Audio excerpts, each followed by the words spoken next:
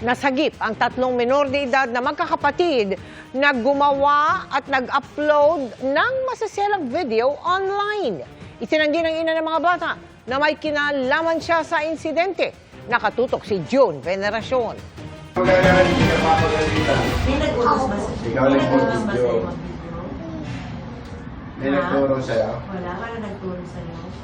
Ba't ka nag-video? Nirescue ang tatlong magkakapatid na gumawa raw ng maselang video at in-upload sa social media.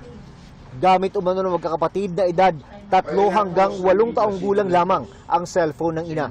Sino ang gumaganyan ng cellphone? Sino nag-video? Sino nag-video nun? Kasi kasama kayo dun. Sila. Sino? Sino? Si Kuya? Ang kanilang ina, iginate daw sa mga otoridad na wala siyang alam sa ginawa ng mga anak. Mapupunta muna sa mga social worker ang pangangalaga sa tatlong bata. Pansamantala po, kukunin namin sa inyo yung custody ng mga bata. Kasi po, hindi naman po natin na sinasabi na pinabayaan nyo. Pero merong pagkukulang po kasi na kulang po sa guidance po.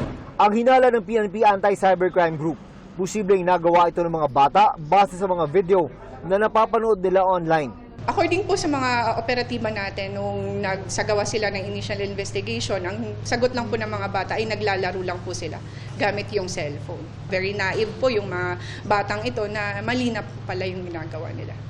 Batay sa assessment ng mga social worker, sasailalim sa counseling at seminar ang kanilang mga magulang. Patuloy na nakabantay ang PNP ACG para maiwasang kumalat pa ang post ng magkakapatid. Patuloy po yung investigation natin na in case po na ikalat man ito sa ibang social media account ay ma-take down agad. Ang sinumang mahuhuling magpapakalat ng video ay mahaharap sa paglabag sa Republic Act 9995 o an act defining and penalizing the crime of photo and video voyeurism at Republic Act 11930 o Anti-Online Sexual Abuse or Exploitation of Children and Anti-Child Sexual Abuse or Exploitation Materials Act. Sabi ng PNP ACG, maging aral daw ang kasong ito sa ibang magulang na bantayan ang online activity ng kanilang mga anak. Limitahan daw dapat ang access ng mga bata sa internet at i-monitor ang kanilang mga pinapanood. Maaari raw managot ang mga pabayang magulang sa ilalim ng Anti-Online Sexual Abuse or Exploitation of Children and Anti-Child Sexual Abuse or Exploitation Materials Act o Republic Act 11930. Yung parental guidance talaga, especially sa mga minors, ay kailangan po.